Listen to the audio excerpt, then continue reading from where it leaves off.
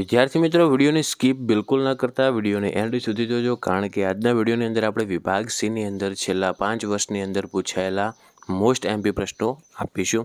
તો જે વિદ્યાર્થીઓની વિજ્ઞાનની એક્ઝામ છે એમને રિક્વેસ્ટ કરીશ કે પ્લીઝ વિડીયોને અંત સુધી જોજો, કારણ કે આગળ જે 3 પેપર ગયા તમારે ગુજરાતીનું છે, સામાજિક વિજ્ઞાનનું છે અથવા બેઝિક ગણિતનું છે, એની અંદર જે આપણે આવી રીતના વિડીયો બનાવ્યા હતા એમાંથી વિભાગ વાઇઝ 1-2 પ્રશ્નો તો આવ્યા જ હતા. તો તમે આ પ્રશ્ન એકવાર નજર કરીને વાંચી લેજો. એવું હોય તો તમે સ્ક્રીનશોટ લેતા રહેજો. આપણે 2017થી 2023 સુધી આવેલા વિભાગ સીના મોસ્ટ એમપી પ્રશ્નો આપીશું. ઓકે, ચેનલમાં જો તમે પહેલી વાર આવ્યા હોય તો ચેનલને સબસ્ક્રાઈબ જરૂર કરજો અને બેલ આઇકન દબાવજો, જેથી આવા યુઝફુલ વિડીયો તમને સૌથી પહેલાં મળતા રહે. અને ધોરણ 10ના તમારા જેટલા પણ મિત્રો હોય એમના સુધી પણ આ વિડીયોને જરૂરથી શેર કરજો. અગાઉ ઓલરેડી આપણે વિજ્ઞાનની અંદર ઘણા બધા મોસ્ટ એમપી આપેલા છે. એ વિડીયો તમે ન જોયો હોય તો એની લિંક તમને વિડીયોની નીચે ડિસ્ક્રિપ્શન બોક્સમાં મળી જશે, તો એ પણ એકવાર જોઈ નાખજો. જો મિત્રો, વિભાગ સીની અંદર આપણે પહેલો પ્રશ્ન છે કે કાચના પ્રિઝમ વડે શ્વેત પ્રકાશનું વિભાજન આકૃતિ દોરીને સમજાવો. પછી જુઓ, પ્રવાહ-આધારિત વાહક તારને ચુંબકીય ક્ષેત્રમાં મૂકતા ઉદ્ભવતી અસર સમજાવો, અથવા ચુંબકીય ક્ષેત્ર સમજાવી ચુંબકીય ક્ષેત્ર રેખાઓની લાક્ષણિકતાઓ જણાવો. હવે જો તમારે ફક્ત જોવાનું નથી, તમારે જોવાનું છે કયો પ્રશ્ન ડબલ વખત રિપીટ થયો, મતલબ 17માં આવ્યો હોય, કયા વર્ષમાં ફરી આવે છે એ પણ સાથે સાથે જોતા રહેજો. તમને આઈડિયા આવે કે આ પ્રશ્ન મોસ્ટ ઇમ્પોર્ટન્ટ છે. ઓકે, પછી જુઓ, ધાતુ ક્ષારણના કારણ જણાવીને તેને અટકાવવાના ઉપાયો જણાવો. ક્ષારણ અટકાવવાના ઉપાયો, આ તો અગત્યનો પ્રશ્ન છે. પછી જુઓ, પ્રોપેનોનની એટલે કે એસિટોનની બનાવટની પ્રક્રિયા લખીને તેના 4 ગુણધર્મો જણાવો. એના અથવામાં પ્રશ્ન આપેલો છે કે આલ્કોહોલ પીણા તરીકે નુકસાનકારક છે. આ વિધાન પણ તમે સવિસ્તર સમજાવો. અને છેલ્લો પ્રશ્ન જોઈશું, નિવસન તંત્રના ઘટકો સમજાવો. ઓકે, તો આપણે 17નું પેપર જોયું. હવે જોઈશું નેક્સ્ટ આપણે 18નું પેપર. જો મિત્રો, 18ના પેપરમાં પણ પહેલો જ પ્રશ્ન આપેલો છે કે મેઘધનુષ્યની રચના સમજાવો. આકૃતિ જરૂરી નથી, મેઘધનુષ્યની ફક્ત તમારે રચના સમજાવવાની છે. પછી ચુંબકીય ક્ષેત્ર રેખાઓની લાક્ષણિકતાઓ જણાવો. જો ચુંબકીય ક્ષેત્ર બીજી વખત આવે છે એટલે ચુંબકીય ક્ષેત્રની લાક્ષણિકતાઓ હોય, એના ઉપયોગો હોય કે એની રચના હોય, આ બધું તમે તૈયાર કરી નાખજો. ઓકે, પછી જુઓ, એના અથવામાં પ્રશ્ન આપેલો છે કે વિદ્યુત વપરાશમાં કેવા પ્રકારની સાવચેતીઓ રાખવી જોઈએ. એના પછીનો પ્રશ્ન છે પ્રયોગશાળામાં ઇથિનની બનાવટ આકૃતિ દોરી સમજાવો. ઇથિનની બનાવટ છે, પ્રોપેનોનની બનાવટ છે, આ પ્રશ્નો ખાસ તૈયાર કરજો. એના અથવામાં આપેલ છે કે પ્રયોગશાળામાં ખનિજ કોલસાનું વિચ્છેદક નિસ્પંદન આકૃતિ દોરીને સમજાવવાનું છે. પછી જુઓ, પ્રોપેનોનની બનાવટ, ગુણધર્મો અને ઉપયોગો જણાવો. પ્રોપેનોનના બનાવટ, એના ગુણધર્મો અને એના ઉપયોગો શું થાય છે એ પણ તમારે જણાવવાનું છે. અને છેલ્લો પ્રશ્ન છે કે રુધિરવાહિનીઓ એટલે શું અને તેના પ્રકાર જણાવો. ઓકે, તો 2018માં આટલા પ્રશ્નો આવ્યા છે. હવે નેક્સ્ટ આપણે 2019ના પ્રશ્નો જોઈશું. તો જુઓ મિત્રો, 2019ના પેપરમાં પહેલો જ પ્રશ્ન છે તારાઓના ટમટમતા હોવું. તો આ પ્રશ્ન ખાસ પહેલાં મોસ્ટ એમપી ગણાતો, પણ જો તમારે સિલેબસમાં આવતો હોય તો એકવાર વાંચી લેજો. એના પછી જુઓ, વિદ્યુત મોટરની આકૃતિ દોરીને કાર્ય પદ્ધતિ સમજાવો. વિદ્યુત મોટર અને વિદ્યુત જનરેટર વિભાગ ડીમાં પણ આવતું હોય છે અને વિભાગ સીમાં પણ આવતું હોય છે, તો તમે ખાસ તૈયાર કરજો આ તો. એના અથવામાં આપેલ છે કે સોલેનોઇડ એટલે શું, સોલેનોઇડથી ઉદ્ભવતા ચુંબકીય ક્ષેત્રની લાક્ષણિકતાઓ પણ જણાવો. સોલેનોઇડની બનાવટને આ બધું તૈયાર કરી નાખજો. પછી જુઓ, ડાયહાઇડ્રોજન વાયુના ઔદ્યોગિક ઉત્પાદનના સમીકરણ આપો અને 2 ઉપયોગો લખો. ઇથેનોઇક એસિડની બનાવટ સમીકરણ સાથે વર્ણવો, તેમજ ઇથેનોઇક એસિડના 2 ઉપયોગો લખો. એના અથવામાં પ્રશ્ન છે સાબુ અને ડિટર્જન્ટની પ્રક્ષાલન વિધિ સમજાવવાની છે. અને છેલ્લો છે સ્ત્રીના પ્રજનનતંત્રની નામ નિર્દેશનવાળી આકૃતિ દોરીને પ્રજનનતંત્રના ગમે તે 2 અંગો સમજાવો. તો સ્ત્રીનું પ્રજનનતંત્ર હોય, પુરુષનું પ્રજનનતંત્ર હોય કે મૂત્રપિંડનું હોય, આ ખાસ આકૃતિ પૂછાતી હોય છે. સેક્શન ડીમાં પણ આવે છે અને સીમાં પણ પ્રશ્ન આવેલ છે, એટલે આ પણ ખાસ તૈયાર કરજો. હવે આપણે નેક્સ્ટ 2020નું પેપર જોઈશું. 2020નું પેપર, એમાં જુઓ, પહેલો પ્રશ્ન છે કે પદાર્થ એક્સનું દ્રાવણ તોડવા માટે વપરાય છે. તો પદાર્થ એક્સનું નામ આપવાનું છે, પદાર્થ એક્સનું રાસાયણિક સૂત્ર લખો અને પદાર્થ એક્સની પાણી સાથેની રાસાયણિક પ્રક્રિયાનું સમીકરણ લખો.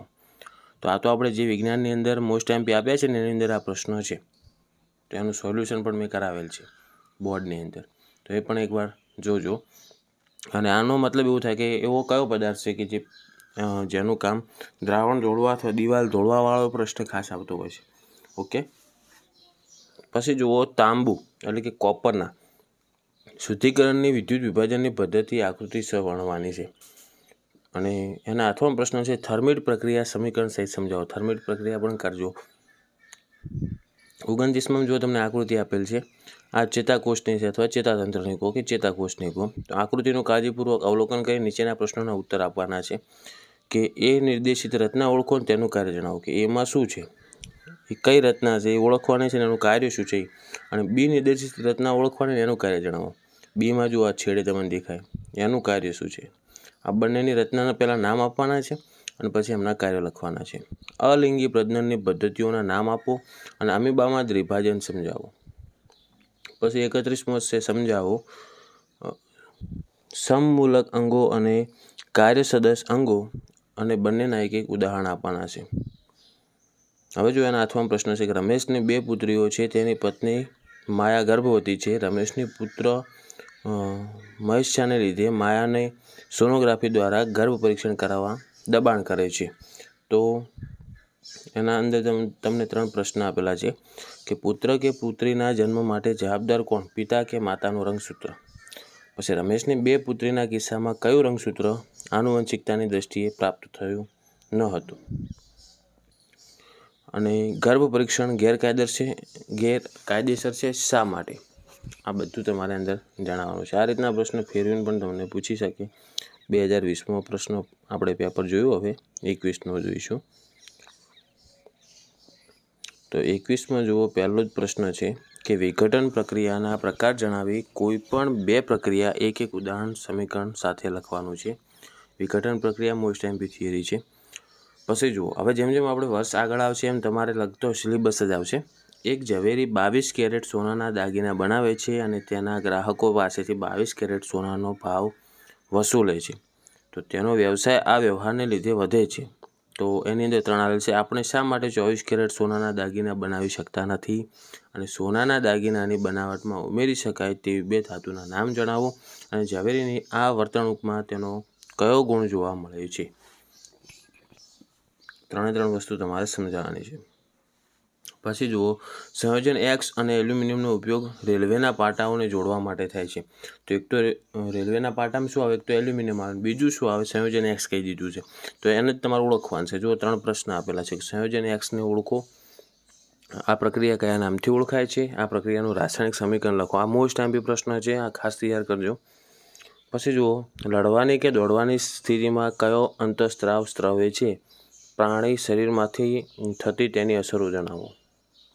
પછી જુઓ, ગર્ભ નિરોધનની વિવિધ પદ્ધતિઓ વર્ણવો અને આકૃતિ આપેલ છે. 42મી જુઓ કે આકૃતિ પરથી નીચેના પ્રશ્નોના જવાબ આપો. કે એને ઓળખો અને એનું કાર્ય જણાવો. બીને ઓળખો અને ફલન પછી તેમાં શું ફેરફાર થાય છે તે જણાવો. સીને ઓળખો અને ફલન પછી એમાં શું ફેરફાર થાય છે એ જણાવવાનું છે. તો આ આકૃતિ ખાસ તૈયાર કરી નાખો. જુઓ, સ્ક્રીનશોટ લઈ લેજો. પછી જુઓ, એક વિદ્યાર્થી સૂર્યપ્રકાશમાં લેન્સનો ઉપયોગ કરીને કાગળ સળગાવે છે. તો એની અંદર 3 પ્રશ્ન આવેલ છે કે વિદ્યાર્થીએ ઉપયોગમાં લીધેલ લેન્સનો પહેલાં તો પ્રકાર જણાવવાનો. પછી બીજું છે આ ઘટનામાં મળતા પ્રતિબિંબનું સ્થાન જણાવવાનું અને આ ઘટનાની તમારે કિરણ આકૃતિ દોરવાની છે.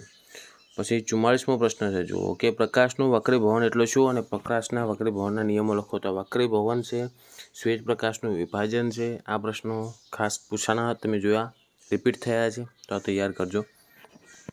45માં જુઓ, અવરોધો R1 અને R2, વોલ્ટમીટર, એમીટર, કળ, બેટરી અને વાહકતા લઈ અવરોધોના સમાંતર જોડાણ માટેનો પરિપથ દોરો અને અવરોધોના સમાંતર જોડાણ માટેના સમતુલ્ય અવરોધનું સૂત્ર પણ લખો. તો તમારે અવરોધનું સૂત્ર લખવાનું છે અને સમાંતર જોડાણ દર્શાવવાનું છે. આ વસ્તુ અંદર કીધેલ છે R1 R2. પછી જુઓ, એ અવરોધ છે બંને, વોલ્ટમીટર, એમીટર, કળ અને બેટરી અને વાહકતાર. આના ઉપરથી તમારે સમાંતર જોડાણ લખવાનું અને અવરોધનું સૂત્ર પણ તારવાનું છે. 2021નું પેપર પૂરું. હવે આપણે જોઈશું નેક્સ્ટ 2022નું પેપર. એમાં જો વિભાગ સીમાં પહેલો પ્રશ્ન છે કે તફાવત આપો ઉષ્મા શોષક પ્રક્રિયા અને ઉષ્મા ક્ષેપક પ્રક્રિયા. તો 2022નું પેપર સ્ટાઇલ સેમ તમારા જેવી જ હતી. સિલેબસ તમારે થોડો કટ થયેલો છે, એ ટાઈમે સિલેબસ ફૂલ હતો. તો આ પ્રશ્ન તમારે હાલે પણ હશે બુકમાં, તો આ ખાસ તૈયાર કરજો. પછી જુઓ, ધાતુઓના ભૌતિક ગુણધર્મ લખો. મોસ્ટ એમપી છે. ધાતુ ક્ષારણ અટકાવવાના ઉપાયો લખો. હવે તમને અગાઉ પહેલાં જ જે 17ના પેપરમાં મેં કીધું તો ક્ષારણવાળો, તો ક્ષારણવાળો ફરી આવે, જોયો તમે? તો ધાતુ ક્ષારણ અટકાવવાનો ઉપાય લખો. પછી મેન્ડેલિફનો આવર્ત નિયમ લખો અને મેન્ડેલિફના આવર્ત કોષ્ટકની ઉપલબ્ધિઓ પણ લખો. પછી જો ગર્ભ નિરોધનની વિવિધ રીતો કઈ છે સમજાવવા. ગર્ભ નિરોધનવાળો પ્રશ્ન હમણાં આગળ આવ્યો હતો. જે રિપીટ ડબલ વખત થાય છે તો ખૂબ મોસ્ટ એમપી કહેવાય, એક વખત તો વાંચજો.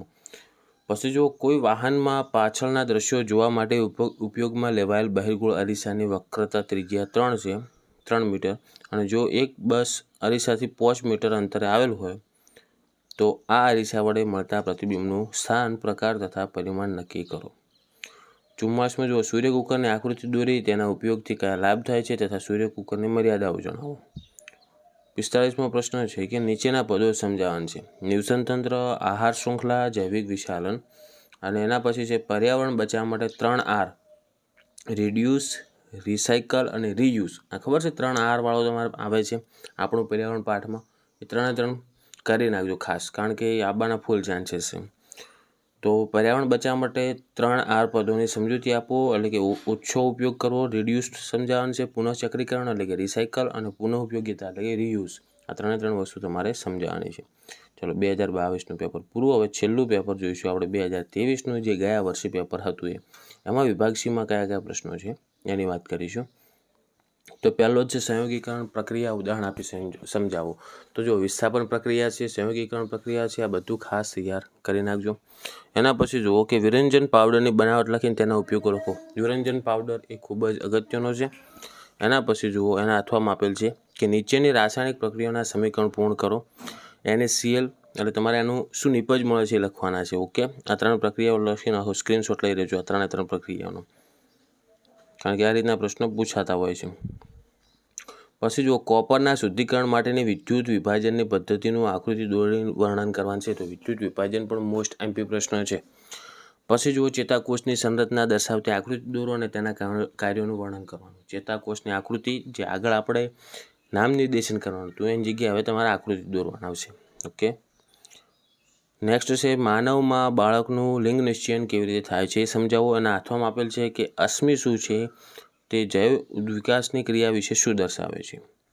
પછી 32માં જુઓ કે મેઘધનુષ્યની રચના આકૃતિ દોરી વર્ણવો. મેઘધનુષ્યની રચના પહેલાં પણ પૂછાયેલી હતી, એમાં આકૃતિ જરૂર નથી ને આમાં હવે આકૃતિ સહિત પૂછાયેલ છે. તો મેઘધનુષ્યની રચના પણ મોસ્ટ એમપી છે. ઓકે, પછી જુઓ છેલ્લી પાટલી પર બેઠેલા, એના હાથમાં પ્રશ્ન છે કે છેલ્લી પાટલી પર બેઠેલા વિદ્યાર્થીને બ્લેકબોર્ડ પરનું લખાણ વાંચવામાં તકલીફ પડે છે. આ બાળક કઈ ખામીથી પીડાતું છે, તેનું નિવારણ કઈ રીતે થઈ શકે છે તે આકૃતિ દોરી સમજાવવું. તો આ પ્રશ્ન તો જે સેમ્પલ પેપર હતું આપણે પહેલાં જ મૂક્યો વિડીયો કે IMP પેપર કરીને, એની અંદર વિભાગ ડીમાં પ્રશ્ન છે અને આ વિભાગ સીમાં ગઈ સાલ પૂછાયેલો પ્રશ્ન છે. તો આ પ્રશ્ન તો ખાસ તૈયાર કરી નાખજો તમે. પછી આકૃતિ જુઓ 33મો કે 25 ઓહમ અવરોધ ધરાવતા વિદ્યુત બલ્બને અને અજ્ઞાત અવરોધ R1 ને પરિપથમાં 12 વોલ્ટની બેટરી સાથે જોડેલ છે. જો વહેતો વિદ્યુત પ્રવાહ 0.4 એમ્પિયર હોય તો અજ્ઞાત અવરોધનું મૂલ્ય શોધો અને બલ્બના 2 છેડા તથા અજ્ઞાત અવરોધના 2 છેડા વચ્ચેના વિદ્યુત સ્થિતિમાનનો તફાવત શોધો. તો આમાં 2 વસ્તુ શોધવાની છે તમારે, અવરોધનું મૂલ્ય અને વિદ્યુત સ્થિતિમાનનો તફાવત. આકૃતિ પરથી તમારે દાખલો ગણવાનો રહેશે. દાખલા ખાસ તૈયાર કરી નાખજો. દાખલા જેટલા પણ બુકના છે બધા તૈયાર કરી નાખવાના, મોસ્ટ એમપી જ છે. અને હવે જોઈશું આપણે છેલ્લો પ્રશ્ન કે નીચેના પ્રશ્નોના સવિસ્તાર જવાબ લખવાના છે તમારે. કે પહેલો જ પ્રશ્ન છે સોલાર સેલનો સિદ્ધાંત જણાવો. અને બીજો છે શા માટે આપણે ઉર્જાના વૈકલ્પિક સ્ત્રોત તરફ નજર દોડાવવી જોઈએ અથવા દોડાવીએ છીએ. તો આ પ્રશ્ન ખાસ તૈયાર કરી નાખવાના છે. આપણે વિભાગ સીમાં જેટલા પણ મોસ્ટ એમપી પ્રશ્ન આપ્યા છે આ બધા જ પ્રશ્નો તમે ગોતી સ્ક્રીનશોટ લઈ લેજો અને તમને વાંચતા ખાલી 2 કલાક થશે. તો એકવાર નજર કરજો. તમને જો કાલનું પેપર આવે એની અંદર જોજો આ જે IMP આપેલા છે એમાંથી 1 કે 2 પ્રશ્ન મિનિમમ એક આધો પ્રશ્ન તો આવી જ જશે. 3 ગુણ રોકડા મળી જશે. તો વાંચવામાં શું તકલીફ થાય તમને, તો જરૂરથી વાંચજો. અને જો પેપરમાં આવે તો કોમેન્ટની અંદર સ્પેશિયલી વિડીયો ગોતીને કોમેન્ટની અંદર લખજો કે વિડીયોની અંદર કે પ્રશ્ન પૂછાયો હતો. ઓકે, આશા રાખું છું મિત્રો આ વિડીયો તમને ખૂબ યુઝફુલ થયો છે. તો પ્લીઝ વિડીયોને લાઇક જરૂર કરજો.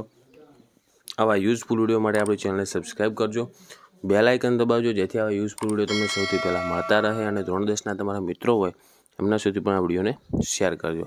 હવે મળીશું આપણે નેક્સ્ટ વિડીયોમાં. Thank you so much for watching my videos. Thank you so much. જો વિભાગ બી માટે તમારે આવા IMP જોતા હોય તો કોમેન્ટ બોક્સ ભરી નાખવાનું, તમારી જેવી ઈચ્છા તો આપણે વિડીયો બનાવીશું.